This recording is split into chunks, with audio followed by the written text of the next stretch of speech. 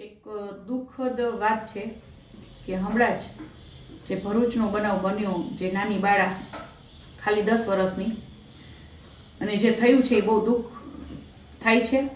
પણ ઘણાના મોઢે મેં એવું સાંભળ્યું કે ભાઈ ક્ષત્રિયો આમ કાં નથી કરતા, ક્ષત્રિયો અત્યારે કેમ નથી નીકળતા.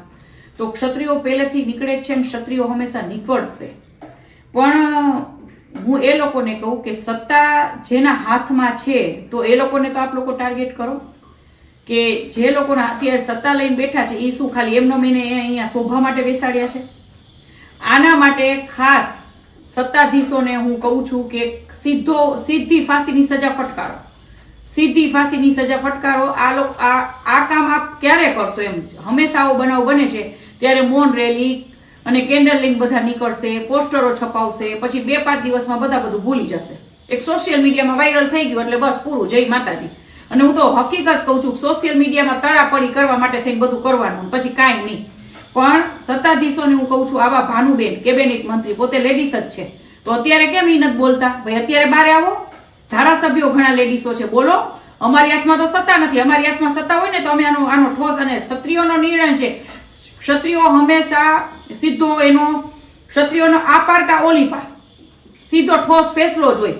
બરાબર? ક્ષત્રિયોની હવે બધું નકર ક્ષત્રિયો કોઈ દિવસ રેલી એનો નીકાળે, અને ક્ષત્રિયોનો સીધો ફેસલો જ હોય. એટલે અમારા કરણી સેના અમે છીએ, પણ અમે કરણી સેના બરાબર કરીએ, બધું જ કરીએ, પણ અંતે ગોળ ગોળ ફરીને જાશે ક્યાં? તો કે સત્તાધીશો પાસે. તો પહેલા તો સત્તાધીશોને કરો બધા. બીજેપી પાર્ટી અત્યારે શું બધા સુઈ ગયા છે? આ હર્ષ સંઘવી છે એને કયો કે ભાઈ તમે આનું કંઈક એવો નિર્ણય લઈ આવો, સજા ફટકારી. કોઈ સંઘવીને ખાસ કે ભાઈ આ બધા આના કંઈક આપ લોકો સત્તા લઈને બેઠા છો, બરાબર છે. અને જો મને દરરોજના લગભગ 5 થી 6 લેટરો તો આવા આવી જ જાય. હું નામ નહીં દઉં, બરાબર? આ કવર છે, આમાં આવી રીતના પેક કરી અને કેટલા બધા લેટરો આમ તેમને. આમાં એવું બધું લખે કે બીજેપી પાર્ટી ગુંડાઓની પાર્ટી છે, બીજેપી પાર્ટીઓએ ખેડૂતોને રખડતા કરી દીધા, બીજેપી પાર્ટી આ કર્યું. તો જે લોકો ખાલી ક્ષત્રિયોને ટાર્ગેટ કરો છો, કરણી સેના એટલે કરણી સેનામાં ક્ષત્રિયો, તો કરણી સેનાના હાથમાં સત્તા નથી ભાઈ. સત્તા તો આજે આમાં લખ્યું છે ને કે બીજેપી પાર્ટીના ગુંડાઓ, બીજેપી પાર્ટીના ફલાણા, બીજેપી પાર્ટીના ઢીકડા, એ લોકોની હાથમાં સત્તા છે. તો એ લોકોને કયો ને ભાઈ કે આના નિર્ણયો કંઈક લઈ આવે. સરકાર ઈ છે ને અત્યારે. અમારી ક્યાં સરકાર છે? અને અમારેથી જેટલું અમારા ભાઈઓએ તો લીલા માથા દઈ દીધા છે ભાઈ, બેનું દીકરીઓ ગાયો માટે. અમારે તો પાડિયા થઈ ગયા છે.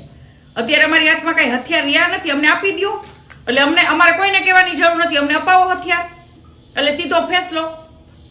જય માતાજી.